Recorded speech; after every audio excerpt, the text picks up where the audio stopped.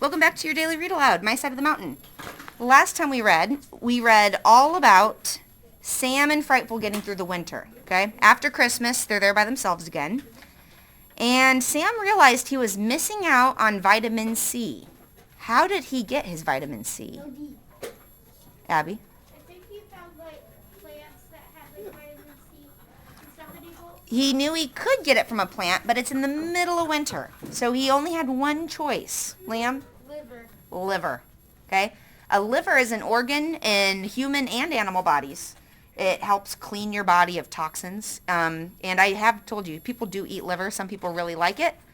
I'll let them have it. They can have all of it. I don't need it. But if you're in the woods like Sam and you don't have all your vitamins, you can get really sick. So he was getting vitamin C from all the liver he ate.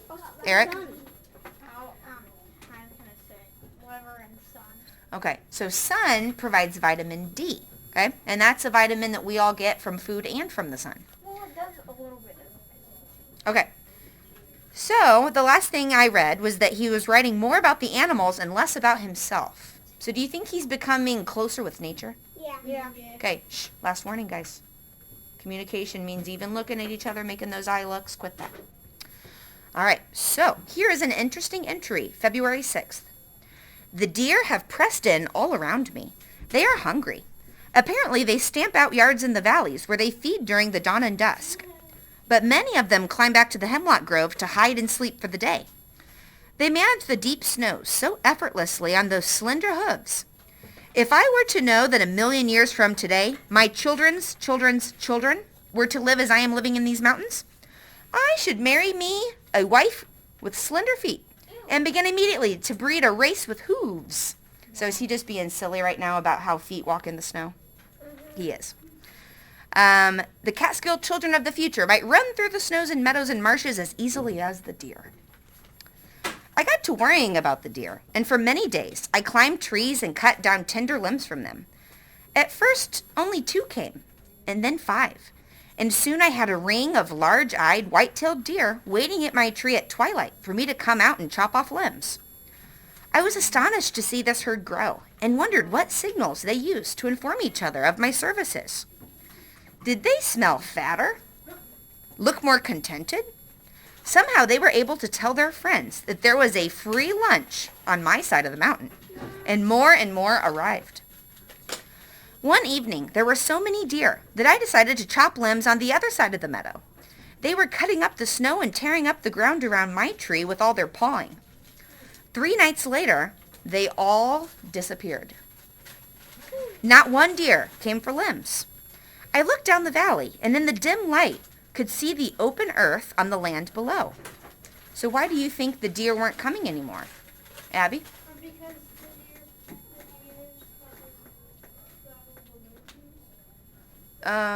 Well, they were coming to eat the limbs. So deer will eat bark off limbs when they have no other food to eat. what are limbs? Like a tree branch. So they eat the bark off a tree branch. So what happens when all the snow melts that they don't need to eat tree limbs? They can eat the grass and everything. Okay, so once the snow melts, you have a lot more food choices. So he looked down and saw the deer are all by the open earth. The deer could forage again. Spring was coming to the land. My heart beat faster. I think I was trembling. The valley also blurred. The only thing that can do that is tears. So I guess I was crying. Okay, are these sad or happy tears, and how do you know? Angie? I think they're happy tears. I think so too. Why? Because, I mean, it looks more pretty in the spring, and I don't think he's gotten to see spring. Okay, good. Zoe? Because he's happy that he made it through the winter. Yeah. He had a long, hard winter. He's made it. He's on the other side. He sees the light at the end of the tunnel. Josiah? I think he actually is sad because he was explaining earlier that he really likes winter. Okay. He did. He thought it was better than he was thinking it would be. Did he like kind of being alone with all the animals in the wild? Yeah, it was kind of special. Eric? Yes and no. Okay. So it could be a little bit of both. Sometimes you just get really emotional. And if you're living out in the woods and your season changes, that's kind of a big event. So he might just be really emotional. Hayden? He's just like happy and sad because it can be like a sad moment to see animals leave, and it could be a happy moment because he hasn't seen the grass in so long. Yeah, I think it's a good combination of all those things. Good thinking. That night, the great horned owls boomed out across the land. My notes read, February 10th. Hey, that was yesterday, so we're almost to today. I think the great horned owls have eggs. The mountain is white, the wind blows, the snow is hard packed, but spring is beginning in their hollow maple. I will climb it tomorrow. February 12th, which will be tomorrow, so they skip today. Yes, yes, yes, yes. It is spring in the maple. 2 great horned owl eggs lie in the cold, snow-rimmed cavity in the broken top of the tree. They were warm to my touch. Eggs in the snow. Now, isn't that wonderful? I didn't stay long, for it is bitter weather, and I wanted the female to return immediately. I climbed down, and as I ran off toward my tree, I saw her drift on those muffled wings of the owl through the limbs and branches as she went back to her work. I crawled through the tunnel of ice that leads to my tree now, the wind beating at my back. I spent the evening whittling and thinking about the owl high in the forest with the first new life of the spring. And so, with the disappearance of the deer, the hoot of the owl, the cold land began to create new life. Spring is terribly exciting when you are living right in it. I was hungry for green vegetables, and that night, as I went off to sleep, I thought of the pokeweeds, the dandelions, the spring beauties that would soon be pressing up from the earth. And our next chapter is called The Spring and the Winter and the Beginning of My Story's End. So we are kind of wrapping it up. We are on about page 150, and total in this book, 177. We might, okay? So I'm going to keep on reading so we maybe get a chance to get it done tomorrow. The owl had broken the spell of winter. From that time on, things began to happen that you'd have to see to believe. Insects appeared while the snow was on the ground. Birds built nests. Raccoons mated. Foxes called to each other, seeking again their lifelong mates. At the end of February, the sap began to run in the maple trees. I tapped some trees and boiled the sap to syrup. It takes an awful lot of sap to make 1 cup of syrup, I discovered. 32 cups to be exact. All this, and I was still in my winter fur-lined underwear. 1 or 2 birds returned. The ferns by the protected spring unrolled, very slowly, but they did. Then the activity gathered momentum, and before I was aware of the change, there were the skunk cabbages poking their funny blooms above the snow in the marsh. I picked some and cooked them, but they aren't any good. A skunk cabbage is a skunk cabbage. And those do grow in Indiana. I had skunk cabbage in my swamp when I was a little girl. Quentin? Can anybody tell him about COVID? Well, since this is a long time ago, we don't have to worry about it. From my meadow, I could see the valleys turning green. My mountain was still snow-capped, so I walked into the valley almost every day to scout them for edible plants. Frightful rode down with me on my shoulder. She knew even better than I that the season had changed, and she watched the sky like radar. No life traveled that sky world unnoticed by Frightful. I thought she wanted to be free and seek a mate, but I could not let her. I still depended upon her talents and company. Furthermore, she was different, and if I did let her go, she probably would have been killed by another female, for Frightful had no territory other than the hemlock patch, and her hunting instincts had been trained for man. She was a captive, not a wild bird, and that is almost another kind of bird. One day I was in the valley digging tubers and collecting the tiny new dandelion shoots when Frightful saw another duck hawk and flew off my shoulder like a bolt, pulling the leash from my hand as she went. "Frightful," I called, "you can't leave me now." I whistled, held out a piece of meat, and hoped she would not get her leash caught in the treetop. So that would cause me some panic. Had you guys thought about that? So she's got a leash around her. What if that leash was caught in the top of a tree? Would Sam be able to get it? No. Yeah. Probably not. Okay. Shh. She hovered above my head, looked at the falcon, and then at my hand, folded her wings and dropped to my fist. Whew, relief. "I saw that," a voice said. I spun around to see a young man about my own age, shivering at the edge of the woods. "You're that wild boy, aren't you?" I was so astonished to see a human being in all this cold, thawing silence that I just stood and looked at him. When I gathered my wits, I replied, "No, I'm just a citizen." "Ah, gee," he said with disappointment. Then he gave in to the cold and shivered until the twigs around him rattled. He stepped forward. "Well, anyway, I'm Matt Spell. I work after school on the, Poughkeepsie New Yorker, a newspaper. I read all the stories about the wild boy who lives in the Catskills, and I thought that if I found him and got a good story, I might get to be a reporter. Have you ever run across him? Is there such a boy?" "Aw, it's all nonsense," I said as I gathered some dry wood and piled it near the edge of the woods. I lit it swiftly, hoping he would not notice the flint and steel. He was so cold and so glad to see the flames that he said nothing. I rolled a log up to the fire for him and shoved it against the tree that was blocked from the raw-biting wind by a stand of hawthorns. He crouched over the flames for a long time, then practically burnt the soles off his shoes warming his feet.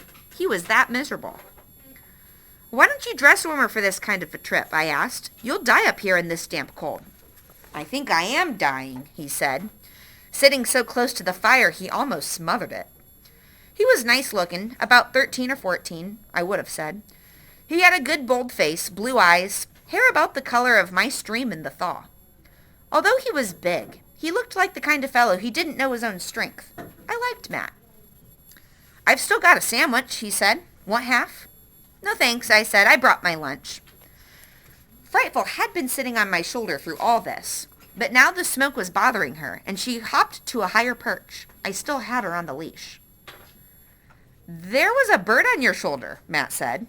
He had nice eyes. "Do you know him?" "I'm sort of an amateur falconer," I replied. "I come up here to train my bird. It's a she. Frightful is her name." "Does she catch anything?" "Now and then. How hungry are you?" I asked as his second bite finished the sandwich. "I'm starved, but don't share your lunch. I have some money. Just tell me which road takes you toward Delhi." I stood up and whistled for Frightful. She flew down. I undid her leash and her jesses. I stroked her head for a moment, then threw her into the air and walked out into the field, kicking the brush as I went.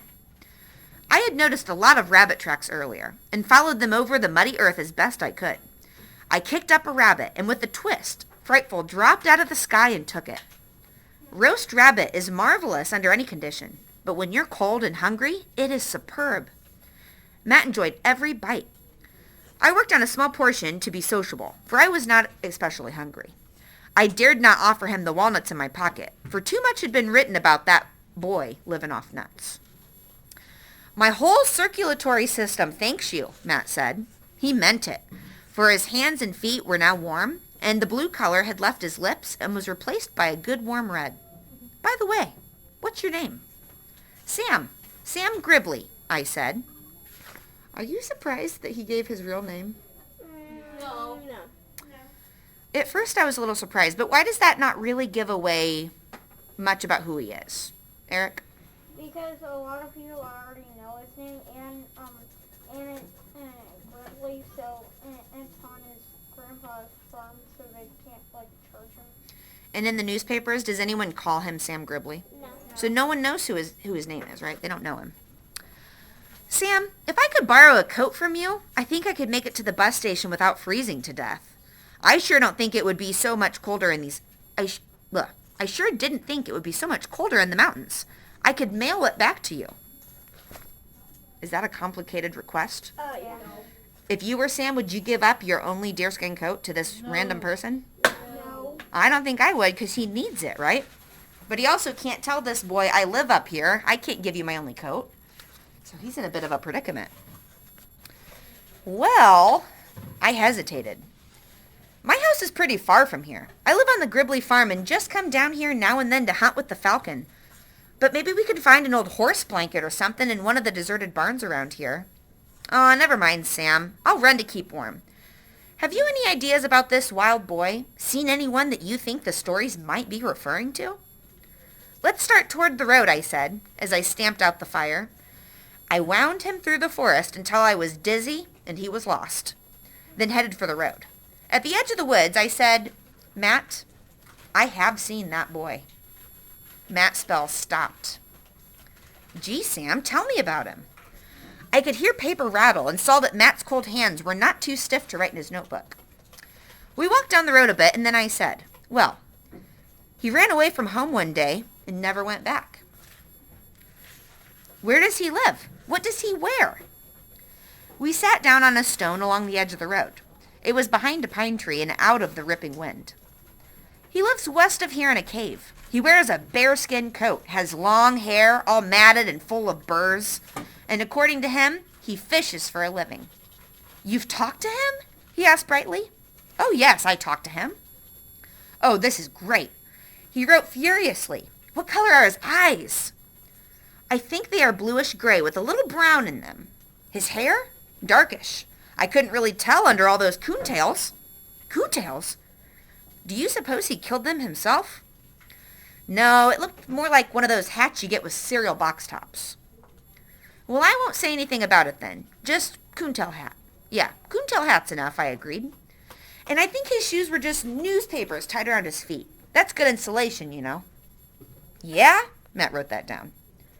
Did he say why he ran away? I never asked him. Why does any boy run away? Matt put down his pencil and thought. Well, I ran away once because I thought how sorry everybody would be when I was gone. How they'd cry and wish they'd been nicer to me. He laughed. Then I said, I ran away once because I wanted to do something else. That's a good reason, said Matt. Do you suppose that's why... By the way, what's his name?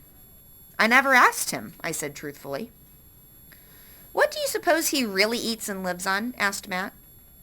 Fish, roots, berries, nuts, rabbits. There's a lot of good food around the woods if you look for it, I guess. Roots? Roots wouldn't be good. Well, carrots are roots. By golly, they are. And so are potatoes, sort of. Fish, pondered Matt. I suppose there are lots of fish around here. The streams are full of them. You've really seen him, huh? He really is in these mountains? Sure, I've seen him, I said. Finally, I stood up. I gotta get home. I go the other way. You just follow the road into town, and I think you can get a bus from there. Now wait, he said. Let me read it back to you to check the details. Sure. Matt stood up, blew on his hands, and read. The wild boy of the Catskills does exist. He has dark brown hair, black eyes, and wears a handsome deerskin suit that he apparently made himself. He is ready and in excellent health and is able to build a fire with flint and steel as fast as a man can light a match. His actual dwelling is a secret, but his means of support is a beautiful falcon. The falcon flies off the boy's fist and kills rabbits and pheasants when the boy needs food. He only takes what he needs. The boy's name is not known, but he ran away from home and never went back. No. Matt, no, I begged. I was about to wrestle it out with him when he said, I'll make a deal with you. Let me spend my spring vacation with you, and I won't print a word of it. I'll only write what you've told me. We'll stop there. Wait, what does he mean by no? Okay, let's talk about what just happened. So, when he was asking Sam about the wild boy, Sam said, oh, I've met the wild boy. Let me tell you about him. Are those the details Sam told him? Okay, so Noah, what did Matt write down instead of what Sam said? Exactly what he was doing when Matt was there. So, that whole time, do you think Matt knew that Sam was the wild boy? Yeah. And he probably knew Sam was lying. So the whole time he was with him, he was watching everything he did, and he wrote all of that down instead. Do you think Matt is going to keep his promise? Do you think Sam's going to believe him? What do you guys think? No. You've read the whole book, so I'm nervous that you could spoil it. You think you can answer without spoiling? No. Probably not. Cadence? I think he's not going to keep the promise. Okay. So we've got one that Matt's not going to keep the promise. We shouldn't trust him. Emma? I don't think he should trust that. Okay. He doesn't know him very well, right? You got to be careful. Noah? So what? His dad and his mom were letting him. It's not like anything's going to happen. Yeah. But back in this time, if someone found you, they would make you go home. You can't just be a kid that lives by yourself. So if the police or someone found you, they would make you go home. Alex? Or maybe his dad will know. Or he's going to say, look up on him. So. Only that part. Okay. So, Alex, you're saying you think that Sam won't agree with this guy? Okay. We'll find out. All right, today we've got a little bit more in our Beatles book to read. And we are ready for Beatlemania. Are we gonna finish? Not today, but eventually. Okay. Shh. Too loud. Beatlemania, Chapter 7. It all happened very fast. At the start of 1963, the Beatles were still playing small clubs or performing as an opening act for other bands. Then, that March, their first album came out in England. It was called Please Please Me, and it became a big hit on the British charts. That's a list of best-selling records. Even on their early songs, the Beatles sounded special. They had two main singers, John and Paul, who knew how to perform harmonies together. Their songs always had a catchy chorus, and the band loved to yell in happiness at the end of some parts. This spirit caught on. By fall, the Beatles could sell out a show in half an hour, and that is fast, guys. They were so popular that fans chased them everywhere. A newspaper in England came up with a way to describe this excitement: Beatlemania. In the United States, though, the Beatles were still unknown. Their first song in the U.S. was such a flop that their record company got rid of them. Do you think that record company felt bad about doing that later? No. Yeah. Well, they missed out on a lot of money. Yes. So, they signed with Capitol Records, and Capitol Records is still a thing maybe you guys have heard of. When Capitol was slow to put out a new song, Brian got on the phone and yelled at the managers. He said that I Want to Hold Your Hand would be a big hit. Brian was right. The song went to #1. So they went from nothing straight to #1. On February 7th, 1964, Beatlemania hit America. That's when a plane arrived at Kennedy Airport in New York City containing 4 nervous young men. John, Paul, George, and Ringo were coming to America for the very first time. There had never been rock stars from England before. They've got everything over here, George said about the United States before the big trip. What do they want us for? Brian didn't have any doubts, so that's their manager.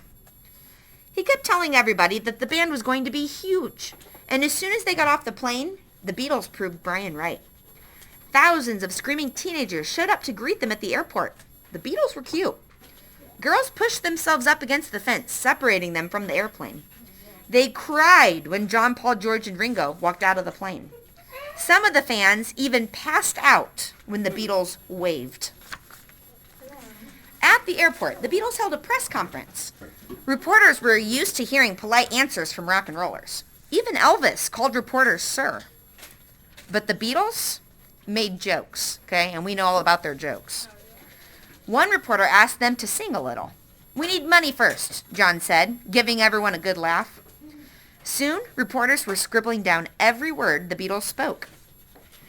2 days later, the Beatles played 5 songs on The Ed Sullivan Show, and we did see some of that concert. And that day, they made history. More than 73 million people across the country watched. That was almost half of everyone in the United States. When it was over, the Beatles performed many sold-out concerts, including 2 at the famous Carnegie Hall in Manhattan. All this attention also helped other British bands become popular in America. Wait, hold on. Guys, all this noise right now, I'm not sure why we thought it's time to clean up. Shh, sit down, be quiet. Thank you. The Rolling Stones, the Animals, the Kinks, the Dave Clark Five, Herman's Hermits, and Freddie and the Dreamers. They were all groups from England that became famous after the Beatles. The press called this the British invasion. Some of the other groups were also from Liverpool. The new music was called the Mersey Sound after the Mersey River, which runs through Liverpool. But Beatlemania didn't just mean selling out concerts or making #1 records, or girls screaming, or boys wearing their hair long. The Beatles belonged to kids of the 60s, the same way Frank Sinatra belonged to their parents. In 1964, the Beatles made their first movie, A Hard Day's Night, which we did hear that song. A lot of action in the movie showed the band running away from fans. It was a big hit. By now, John, Paul, George, and Ringo were no longer 4 guys from Liverpool. They were the Fab Four, even bigger than Elvis. They were still young and inexperienced, though, and sometimes they made mistakes. John once told a reporter that the Beatles were more popular than Jesus now. many people were deeply offended. Okay? So, it's kind of an offensive thing to say, right? Okay, we raise our hands in this classroom. We raise our hands. Shh. Can we please raise our hands? I'm asking very nicely. All right. Why is that an offensive thing to say? Because I agree. That's not something a lot of people would like to hear. Josiah? It's not very nice. People can go to church. Right. Are there a lot of people that have very important beliefs about Jesus? Okay. So making jokes about it, especially to reporters where everyone's going to read it, might make a lot of people say, that wasn't right to say that, right? You might think a little less of them. Liam? What did they say? They said that they were more popular than Jesus now. So, some people thought that it was just a joke and people were taking it too serious. Other people said, that crossed a line for me. I don't like the Beatles. Okay? So, they had a lot of controversy like this. Some radio stations held protests with big bonfires. People were invited to throw Beatles albums into the flames. John quickly apologized. Do you think he realized why that was wrong? But do everyone make mistakes? Everyone makes mistakes. So he apologized. But the experience changed the band. They had to watch what they said and how they behaved. Being the Fab Four didn't seem as fab anymore. All right, so what do you guys think? If you are a really famous person, do people watch you more closely? Hayden? Yeah, but now people aren't really watching them anymore because they said that. So some people were really offended. For most people were able to accept his apology and get over it, right? But, what did I ask? I forgot now, Hayden. What did I just ask you? Lost my thought. You asked, like, how was that? I forget. Like, you watched. Yes. Okay. So anyone else? Why do you think famous people are watched so much more closely than the rest of us? And I'm not a famous person, right, by any means. But do a lot of people in this community know who I am or what I look like because I'm a teacher? Yeah. Do you think when I'm in public I have to make good decisions and be a good role model? Absolutely, right? So if you're famous, you kind of have to do that. Whether you like it or not, people look up to you. Josiah? And, like, you're on TV, so yes, people are watching you. Yes. And crazy fans are watching you. Some of them are very creepy. Yeah. And just like you guys now, I'm sure all of you have movie stars or musicians, people you look up to, YouTubers maybe. And whether you know it or not, are you kind of looking up to them? Yeah, you are. Okay? So when they make bad choices, it does affect you guys. So the Beatles are learning. They have to watch what they do. They're becoming super famous, and we're about to the part where they get tired of all this, right? And I can imagine why. Liam? What was I gonna say? Oh, yeah. All right, guys at home, I'm going to let you go. Thanks for joining.